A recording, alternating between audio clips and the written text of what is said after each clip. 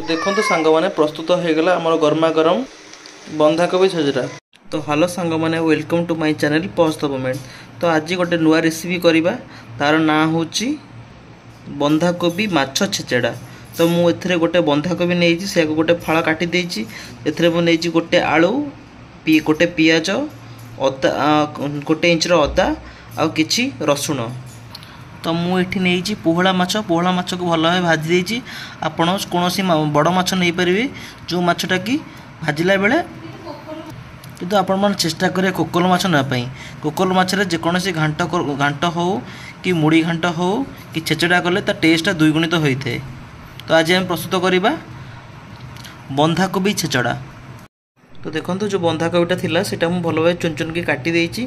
तो मुझे छुरी मध्यम काटी आपण पनीकी कि जब आपण पर धारुआ ग्लास थी से भाव काटे ये पोषण करदे काटिकी से भाई आम आलू गुड़ा भी छोट छोट कर काटिदबा।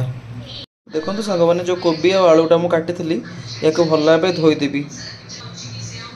यहाँ धोईकी मुझे गोटे पात्र में अलग कर छाणिकी रखिदेवी जमी कि ये जो पानी गुड़ा थी भल भाव पानी गुड़ा कोबी छाड़ीज कोबी और आलू छाड़ीज।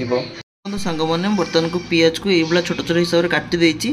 तो ये जो अदा रसुण पकई यहाँ भल भाव पेस्ट करदे पकई अदा रसुण आ गोटे सुखिला लंका पकई या पूरा क्लीन री चॉप कर देछि। आपण एई भला सेप चॉप करिवे। हमें कढ़ई बसैबा कढ़ई बसैकी से आम तेल ऐड करवा। तो आपण मैंने देखुए कढ़ईटा कढ़ई रे जो माछ भाजी से माछ कढ़ई में बर्तमान सेटा को तेल पकईकी मसला करी। तो सांग मैंने देखूँ ए सोरिष तेल पकई आपण मैंने भल भाव जानी जेकोसी आइंष तरकारी कले सोरिष तरकारी पकईले तार टेस्टा भल लगी थाए। तो ये किसी जीरा ऐड करी। तो देखो तो सांग मैंने से मुझे जीरा पकईला से गोटा मसला पकई गोटा मसला पकई अलैच आपर स्टार बहुत गुड़ा गोटा मसला पकई जोटा ना मुझे जानी। तो बर्तमान मसलाटा भल भाव फुटी आसला से पकईबी पियाज। तो बर्तमान मुझे पियाज पकई देती पियाज को हल्का हल्का भाजवा।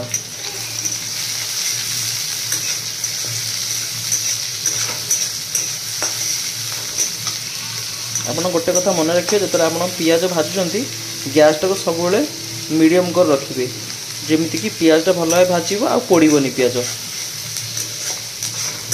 आप एमती कंटिन्यूस भाजबे जेपर्यंत पियाज ब्राउन कलर नई सेमती भाजबे। देखो सांग मैंने बर्तमान पियाजटा ब्राउन कलर हो आसला आम जो अदा रसुण पेस्ट करते से बर्तमान ए पकईवा। तो देखो सांग मैंने अदा रसुण पेस्ट पकई देती। तो अदा रसुण पेस्ट पकईला आप जो अदा रसुण पेस्ट था मुझे भल भाव आगे हल्का पानी देकी इधर पकई देती। एवं बर्तमान भल भाव गोलेवा।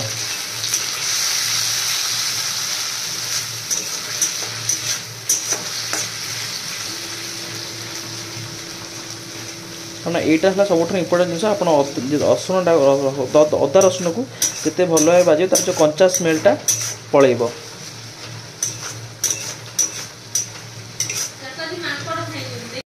आसछि तो खाली एटा आछि दरकार। तो देखो सांग मैंने बर्तमान मो जो अदा रसुण पेस्ट पड़ा भल सीझापी मुझे स्वाद अनुसार लुणटा पकईबी। आप क्वांटिटी हिसाब से लुण पकईबी। तो जो लुणटा पकई मसला सहित भल भाव मिसाई देवी भल भाव गोलेबी।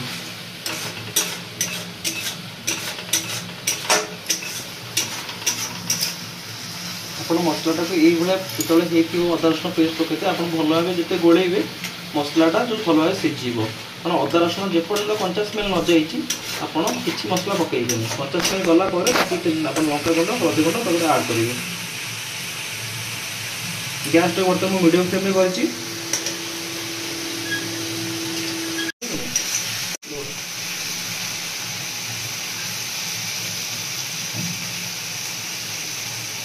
देखो सांग मुझे लंका गुंड पकई आप गोटे कथा मन रखिए आप जो ग्राइंडिंग करी से गोटे लंका पकई शुक्ला पकई आप राग हिसाब से राग आप खाइबे से हिसाब से लंका गुंड पकईबे।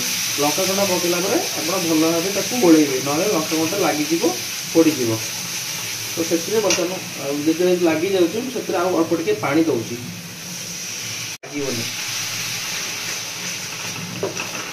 तो लंका गुंड बर्तमान पड़ जाइए। लंका गुंड पकई सारापर से पकईबी हलदी गुंड।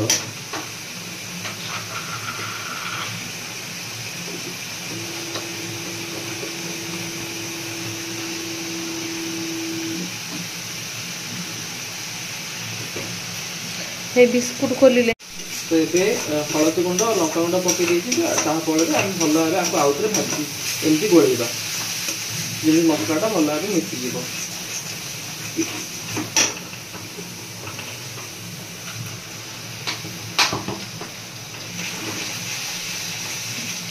देखो मसलाटा भल भाव सीझी आसला से आम पकईबा धनिया गुंड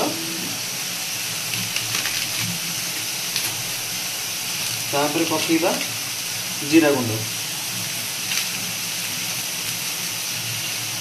पर बर्तन पकईबा आम चिकेन मसला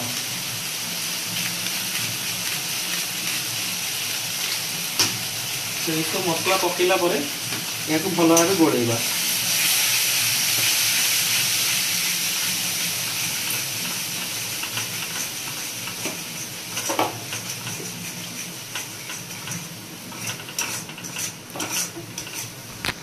तो देखो सांग मैंने मसला कलरटा के सुंदर देखा तो ये बर्तमान आम जो काटी जो रखी थे कोबी कोबी आलटा से बर्तमान ए पकई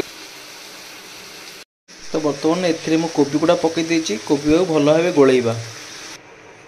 तो सांग मैंने आपण मैंने देखु मु कोबीटा कंचा कोबी पकई आपण मैंने चाहिए कोबी को भल भाव तेल में भाजी पारे ना तो पानी में सीझे पारे तो जितेबाई मुझे कंचा कोबी पकई मत पाखापाखि अध घंटे या भल भाव सीझे भल भाव भाजी कषा पड़ो जेपण आप जमीक चिकेन कषुँच सेटा को आप यहाँ पाखापाखि अध घंटे भल भाव कषे। गोटे कथा मन कि कोबीटा जिते कोबीटा हुए गोटे माने आइंसिणिया जिनस आप जिते भल भाव या भाजबे टेस्ट से भल आसो।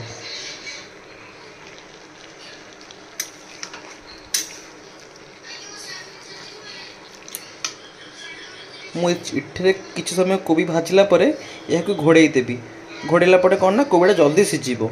सांग मैंने मुझे जस्ट किसी समय गोलेला कोबीर जो पानी गुड़ा था से बर्तमान बाहरी आसला यही पानी जो पानी बाष्पीभूत हो जानवे जे भल भाव सीझ हाँ कोबीर कलर भी चेंज हो। तो देखो सांग मैंने बर्तमान 5 मिनिट हो जाए 5 मिनिट पर देखो बर्तमान जो बंधा कोबीटा होता बर्तमान केमती देखा जाऊँगी तो आपड़ से भाव जेपर्यंत जो बंधा कोबीटा भल भाव न सीझी आपण मैंने से भल भाव गोलेबे गोलेकी ढांकुणी देकी सेमती आउरी 5 मिनिट 10 मिनिट गला पुणी चेक करुवे जमीक भल भाव यहाँ सीझी। सांग मैंने देखु जो मसला बर्तमान कोबीटा पकई कलरटा भल बढ़िया देखागला एबे जो माछटा भाजी रखी से माछटा बर्तमान पकईबा। तो देखो सांग मैंने माछटा ए पकई देती माछटा पकईला या भल भाव गोलेबे जमीक माछटा भल से भांगिकी तरकारी सहित मिसीज। तो देखो सांग मैंने जो माछटा आम पकई बर्तमान कोबी सहित भल भाव मिसला आपड़ आउ 2 मिनट 2 ରୁ 3 मिनट या भल भाव एमती कषे कषिला गरम मसला ए पकईबे।